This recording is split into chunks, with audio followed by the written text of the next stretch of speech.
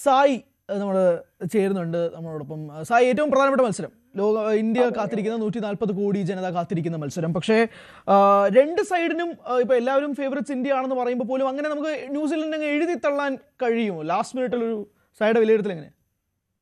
New Zealand എപ്പോഴും എല്ലാ സീരീസിലും ഒരു അണ്ടർഡോഗ്സ് ആണ്. അവരത്ര പെട്ടെന്ന് എഴുതി തള്ളാൻ പറ്റില്ല എന്നുള്ളതാണ് ഇപ്പൊ അവർ ഫൈനലിൽ എത്തിയത്. അപ്പോ ന്യൂസിലാൻഡ് ഓൾറെഡി ഒരു എക്സ്പീരിയൻസ് ഉണ്ട് ഇവർക്ക് ഇന്ത്യയിൽ കളിച്ച്. ഇപ്പൊ റീസെന്റ് ആയിട്ട് ലാസ്റ്റ് സീരീസ് ഇന്ത്യ കളിച്ചത് അവരായിട്ടാണ്.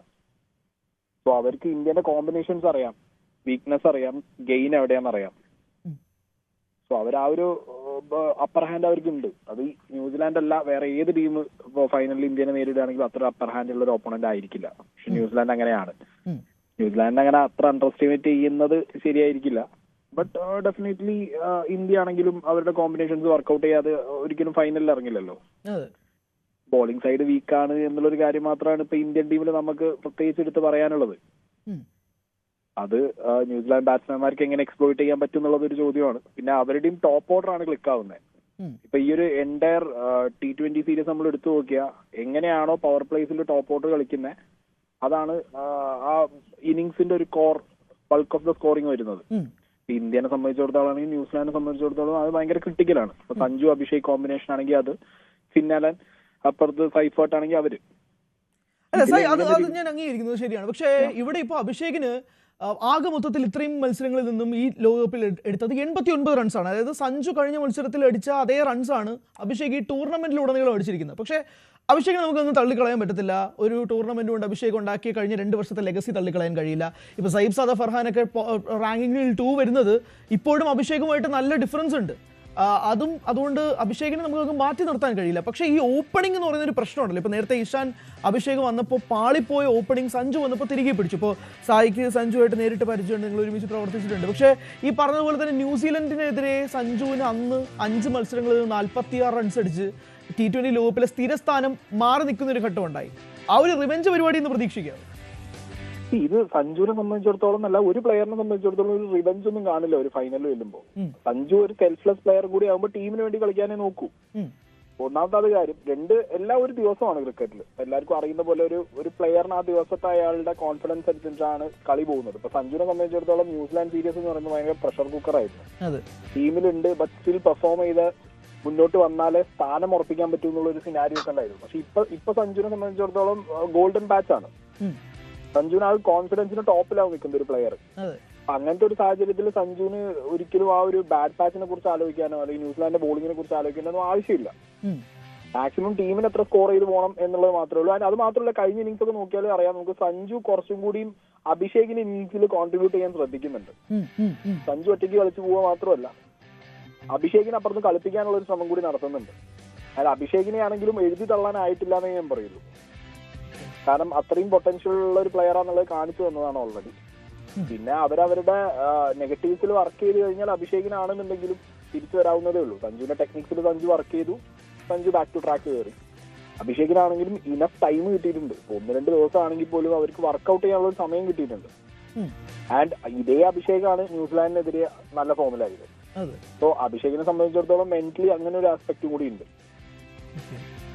സോ അഭിഷേകിനെ എഴുതി തള്ളാനായിട്ടില്ല. ആ ഒരു കോമ്പിനേഷൻ വർക്ക്ഔട്ട് ആയാൽ ഇന്ത്യക്ക് ആ ഒരു ഓപ്പണിംഗിൽ കിട്ടുന്ന റൺസ് കിട്ടിയാൽ ഇന്ത്യ കുറച്ചുകൂടി സേഫർ സൈഡിലേക്ക് പോകും. സോ ഈ ടോസ് ഇപ്പോൾ അഹമ്മദാബാദ് സ്റ്റേഡിയത്തിലാണ്. അപ്പോൾ ഈ ഡ്യൂ ഫാക്ടേഴ്സ് ഇല്ല എന്ന് തന്നെ നമുക്ക് ഉറപ്പിക്കാം. ഡ്യൂ എന്ന് പറയുന്നൊരു ഫാക്ടർ ഇവിടെ കളിക്കുന്നില്ല. അപ്പോൾ ടോസ് നിർണായകമാവുന്നൊരു പോയിന്റ് ഉണ്ടാവുക. ഇഫ് ഡ്യൂ കളിക്കുന്നില്ല എങ്കിൽ ടോസിന് ഏറ്റവും കൂടുതൽ നിർണായകമാവാനുള്ള സാധ്യതയുണ്ടോ? Definitely toss matters a lot. കാരണം ടോസിലാണ് കളി ഇരിക്കുന്നത് എന്നുള്ളത് ഈ ഒരു എന്താ പറയാ എൻറ്റയർ വേൾഡ് കപ്പ് കണ്ടപ്പോൾ നമുക്ക് മനസ്സിലായതാണ്. Toss plays a major role. ഇപ്പൊ ഡ്യൂ ഫാക്ടർ എത്ര ഇല്ല എന്ന് പറഞ്ഞാലും ആ ദിവസമാണ് നമുക്കൊന്നും പറയാൻ പറ്റില്ല. ചിലപ്പോൾ ഡ്യൂ ഫാക്ടർ ഒന്ന് കളിച്ചാലും കളിക്കും. നമുക്കത് ആ ഒരു ഡ്യൂ ഫാക്ടർ ഒട്ടും ഇല്ല എന്ന് പറഞ്ഞ് സൈഡ് ലൈൻ ചെയ്യാൻ പറ്റാത്തൊരവസ്ഥയാണ്. ബട്ട് സ്റ്റിൽ ഇന്ത്യ നല്ലൊരു അപ്രന്റ് നല്ലൊരു സ്കോർ അടിച്ചിട്ട് കഴിഞ്ഞാൽ ഇന്ത്യൻ ബോളേഴ്സിന് ഒന്നുകൂടി പ്രഷർ കുറയും. ഇന്ത്യ ചേസ് ചെയ്യാൻ പോയി കഴിഞ്ഞാൽ എനിക്ക് സ്റ്റിൽ ഇന്ത്യയുടെ മിഡിൽ ഓർഡറിൽ ഇപ്പോഴും കുറെ ഡൗട്ട്ഫുൾ ആയിട്ടുള്ള എലമെന്റുകളുണ്ട്. Because of New Zealand bowling strength ഇന്ത്യനെ കമ്പയർ ചെയ്യുമ്പോൾ കുറച്ചും കൂടി അവർ വേഴ്സറ്റൈലാണ്. അവർ ഇന്ത്യൻ വിക്കറ്റ്സിൽ കുറച്ചും കൂടി നന്നായിട്ട് സ്ലോവേഴ്സും കട്ടേഴ്സും ഒക്കെ പരീക്ഷിക്കുന്ന ഒരു ബോളിംഗ് ലൈനപ്പാണ്. ജെമിസൺ ആണെങ്കിലും ഡഫി ആണെങ്കിലും കളിക്കുകയാണെങ്കിൽ മാറ്റൻട്രി അടക്കമുള്ളവർക്ക് അറിയാം. അല്ല സാഹിബ്, ഡഫി തിരികെ വരുമെന്നാണ് പ്രതീക്ഷിക്കുന്നത്? ഞാൻ ഡെഫിനറ്റ്ലി ഡഫി തിരികെ വരുന്നതാണ് ഞാൻ പ്രതീക്ഷിക്കുന്നത്. Duffy will play. അതായത് ന്യൂസിലൻഡ് അവരുടെ ഒരു വിന്നിംഗ് കോമ്പിനേഷൻ മാറ്റി പേസിന് അനുകൂലമായ പിച്ച് ആയതുകൊണ്ട് ഡഫി തിരികെ വരും എന്നാണ് വിശ്വസിക്കുന്നത്. അവരത് ട്രൈ ഔട്ട് ചെയ്യും, ഡെഫിനറ്റ്ലി അവര് ട്രൈ ഔട്ട് ചെയ്യും. പകരം ആരും അവര് മേ ബി റീപ്ലേസ് ചെയ്യുകയാണെന്നുണ്ടെങ്കിൽ ജിമ്മി നിഷാമിനെ റീപ്ലേസ് ചെയ്യുന്നുണ്ടാവും. പക്ഷെ സ്റ്റിൽ ഓൾറൗണ്ടർ ബോളർ ആ ഒരു ഇക്വേഷനിൽ പോവുകയാണെന്നുണ്ടെങ്കിൽ ചിലപ്പോൾ സംഭവിക്കാനും സാധ്യതയില്ല. ബട്ട് ഓൺ ദ വിക്കറ്റ് ഇവര് ഗ്രീൻ പാച്ച് കണ്ടു കഴിഞ്ഞാൽ ഡിഫാക്ടർ ഇല്ലെങ്കിൽ ചിലപ്പോ ആ ഒരു കോമ്പിനേഷനിൽ പോകാൻ സാധ്യതയുണ്ട്. ഇന്ത്യയാണ് എപ്പോഴും ഈ ഞാൻ നോക്കിയിട്ടുള്ളപ്പോ ഒരേ ഫോർമുല കൊണ്ടുപോകുന്നത്. വിന്നിംഗ് ഫാക്ടർ അങ്ങനെ പോട്ടെ എന്ന് പറഞ്ഞിട്ട്. ഇന്നിപ്പോ വരുൺ ചക്രവർത്തിക്ക് പകരം കുൽദീപിനെ കൊണ്ടുവന്നാലും കൊണ്ടുവരാം.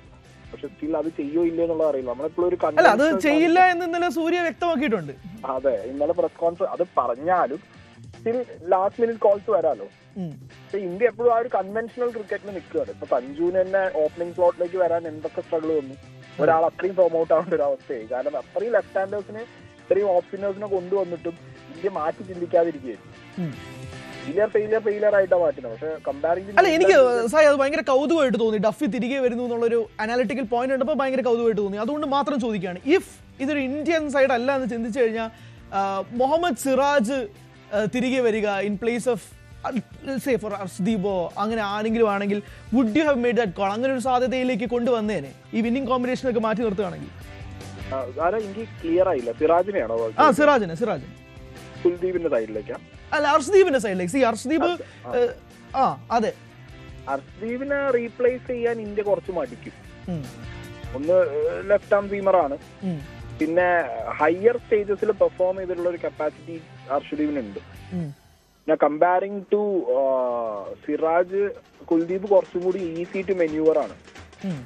നമുക്ക് പറഞ്ഞറിയിക്കാൻ പറ്റുന്ന, ഇപ്പൊ കഴിഞ്ഞ മാച്ച് തന്നെ നോക്കിയാൽ മതി, വൈഡ് ലൈനിന്റെ പുറത്ത് ഒരുപാട് എറിഞ്ഞെങ്കിലും ടീം ഡിമാൻഡ്സ് ദാറ്റ് ആയിരുന്നു ആ സിറ്റുവേഷനിൽ. ഇപ്പൊ സഞ്ജു ആണെങ്കിലും വിക്കറ്റ് കീപ്പിന്റെ ബാക്കിൽ നിന്നിട്ട് വെച്ച് കൊടുക്കുന്നത് ആ വൈഡ് ലൈനോട് ചാരിയിട്ടാണ്. അയാളത് ഡെലിവർ ചെയ്യാൻ റെഡിയാണ്, എനി ടൈം ഡെലിവർ ചെയ്യാൻ റെഡി ആയിരുന്നു. സിറാജ് അത് നോക്കുന്ന സമയത്ത് സിറാജിനേക്കാൾ കുറച്ചും കൂടി ഒരു അപ്പർ ഹാൻഡ് ഉള്ളത് അർഷ്ദീപിന് തന്നെ ആയിരിക്കും. പിന്നെ സിറാജിനേക്കാൾ ഒന്നുകൂടി ഒരു മൂവ്മെന്റും കൂടുതലുള്ളത് അർഷ്ദീപിനായതുകൊണ്ട് അവര്, ബട്ട് സ്റ്റിൽ ഞാൻ പറയുന്നത് ഇന്ത്യ ഒരു എന്താ പറയാ, ഒരു ഭയങ്കരമായിട്ടുള്ള ഒരു ചേഞ്ച് എന്ന് പറയാൻ പറ്റില്ല, ഒരു ഭയങ്കരമായിട്ടുള്ള ഒരു ടഫ് കോൾ എടുക്കാനാണെന്നുണ്ടെങ്കിൽ സിറാജിനെ അവർക്ക് മാറ്റി പരീക്ഷിക്കാം. പക്ഷെ അത് ഫൈനലിൽ പരീക്ഷിക്കുമോ എന്നുള്ളതാണ് ചോദ്യം. ഒന്നിനും പരീക്ഷിക്കില്ല. ഇന്ത്യയെ സംബന്ധിച്ചിടത്തോളം ഇന്ത്യയെപ്പറ്റി അങ്ങനെ പരീക്ഷണങ്ങൾ നടത്തി ഈ അടുത്ത കാലത്ത് ഞാൻ കണ്ടിട്ടില്ല. പക്ഷെ ന്യൂസിലാൻഡ് അങ്ങനെയല്ല, അവര് ടഫ് കോൾസ് എടുക്കുന്ന ഒരു ടീമാണ്. ഡെഫിനറ്റ്ലി അവർ അങ്ങനത്തെ ടഫ് കോൾ എടുത്താലും നമ്മൾ അതിൽ അത്ഭുതപ്പെടേണ്ട കാര്യമൊന്നുമില്ല. പക്ഷെ ഇന്ത്യ എടുത്താൽ നമ്മൾ അത്ഭുതപ്പെടണം. അതിപ്പോ ചക്രവർത്തിനെ മാറ്റി കുൽദീപിനെ കൊടുത്താൽ തന്നെ അത്ഭുതമാണ്.